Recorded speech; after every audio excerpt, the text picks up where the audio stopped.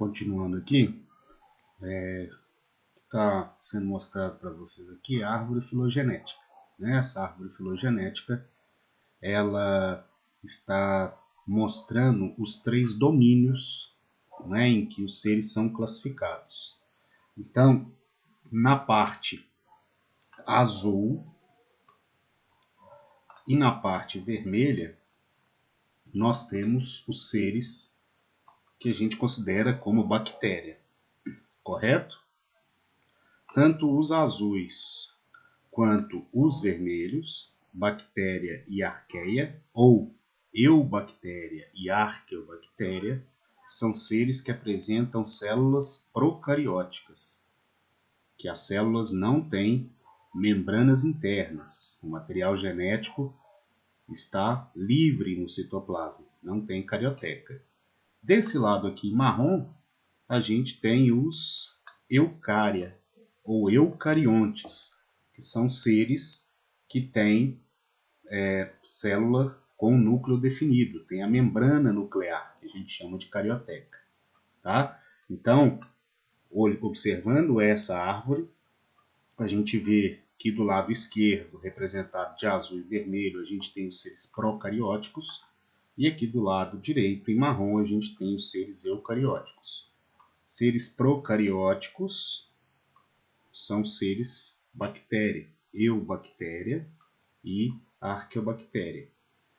A leitura dessa árvore filogenética, ela é feita de baixo para cima, e quanto mais próximos, grupos ou seres estão, mais aparentados entre si eles são também. Tá? Então aqui, por exemplo, as entamoebas são mais próximas evolutivamente do reino aqui, filo Mycetozoa. Animais têm mais características em comum com os fungos, certo? Então, as arqueias, elas têm mais características comuns com os eucárias.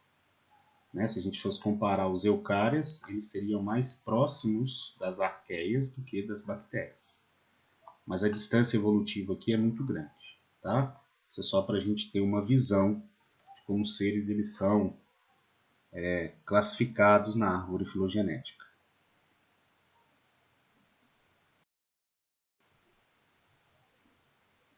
Aqui nós temos uma visão geral do organismo, da bactéria. No caso aqui, lembrando, seres unicelulares, células procarióticas e formas variadas. Na imagem aqui a gente está vendo a cobertura e a cobertura sendo retirada, que é o que a gente está mostrando nesse outro desenho do lado. Então as bactérias elas vão ter a parede celular, que é a parte externa aqui. A gente tem uma camada externa, a camada de peptidoglicano e embaixo a membrana plasmática. O DNA não está envolvido por membrana, a gente fala que é um DNA nucleoide. A cápsula, que é a parte mais externa, onde a gente tem as fímbrias. Fímbrias são essas projeções aqui que ajudam as bactérias a se fixarem. E algumas bactérias também elas têm o flagelo, que é uma estrutura que vai auxiliar as bactérias a se locomoverem quando tem. Tá? Então, essa é a morfologia básica das bactérias.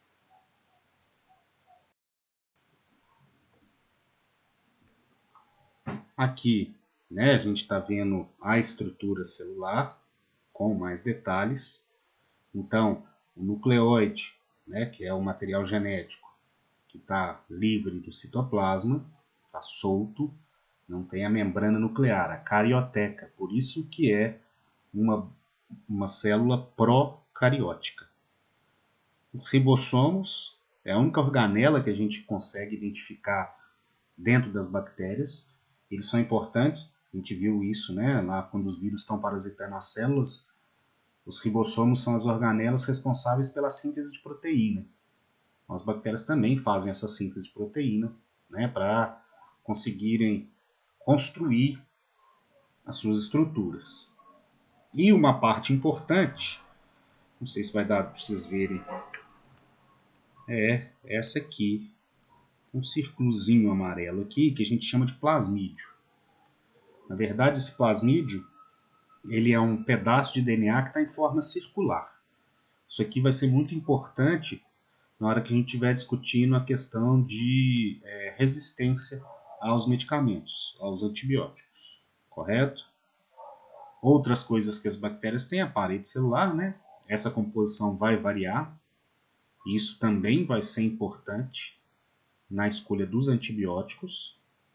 A membrana plasmática, que é feita de fosfolipídio, o citoplasma, que é onde vão ocorrer as reações e os processos que mantêm a bactéria viva, e a cápsula, que vai dar para essa bactéria uma proteção maior. Essa cápsula a gente vai perceber em bactérias que são gram-negativas. Vocês estão vendo que eu estou falando muito de bactérias, né, tipos de bactérias, citei agora gram-negativas. Do outro slide a gente podia ver lá na árvore filogenética as bactérias gram-positivas. Isso é uma forma de classificar essas bactérias. Uma das, mas a gente tem outras. Classificar as bactérias de acordo com a forma e com os agrupamentos. A gente pode classificar de acordo com as formas e os agrupamentos que as bactérias têm. Então, bactérias de formato redondo, elas são chamadas de cocos. Esses cocos eles podem estar em duplas, e aí nós temos os diplococos. Ou esses cocos eles podem estar em outros agrupamentos. Tem um agrupamento aqui que os cocos eles estão em fileira, parecendo um colar, né? Um colar de pérolas, uma conta. Nesse caso, a gente tem o que a gente chama de streptococcus. E quando eles estão, né, com esse agrupamento aqui, a forma de um cacho, lembra um cacho de uva, a gente tem o Staphylococcus. Correto? As bactérias elas podem ser em forma de bacilos, que é bastão, espirilos, que é quando elas têm essas tortuosidades aqui. Bactérias elas podem ser flageladas, terem flagelos. E a gente tem uma estrutura muito importante que a gente vai falar aqui também, que são os esporos bacterianos. Tá? Aqui a gente pode ver, né, os espirilos passando, os cocos, diplococo, streptococcus, staphylococcus, tá?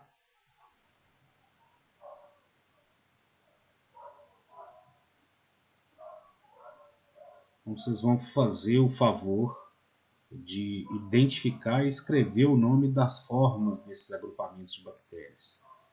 O próprio caderno, né, fazendo as bolinhas. Muito importante. Agora a gente chega numa parte muito importante, que é falar da parede celular. De acordo com a parede celular, a gente tem dois tipos de bactérias. A gente tem uma bactéria que a gente chama de gram-positiva e uma bactéria que a gente chama de gram-negativa. O que vai diferenciar a bactéria gram-positiva da gram-negativa? É exatamente a quantidade de peptídeo glicano. A gente pode ver que na célula positiva, na gram-positiva, a gente tem uma grande quantidade de peptídeo glicano. São as estruturas que estão de rosa, esses bastõezinhos aqui. E na gram-negativa, a gente tem poucos peptídeo-glicanos. Isso vai ser importante, isso vai influenciar para o exame que a gente chama de coloração de gram. É esse exame que vai determinar se uma bactéria é gram-positiva ou gram-negativa. E de acordo com o que se consegue determinar com este exame, a gente pode, né, prescrever, o médico pode prescrever um antibiótico específico para aquele tipo de bactéria. para entender melhor essa coloração de grã, a gente vai, a partir de agora, ver esse vídeo aqui, que está nesse endereço do YouTube. Então vocês vão nesse endereço aqui e vão dar uma olhada nessa coloração de grã.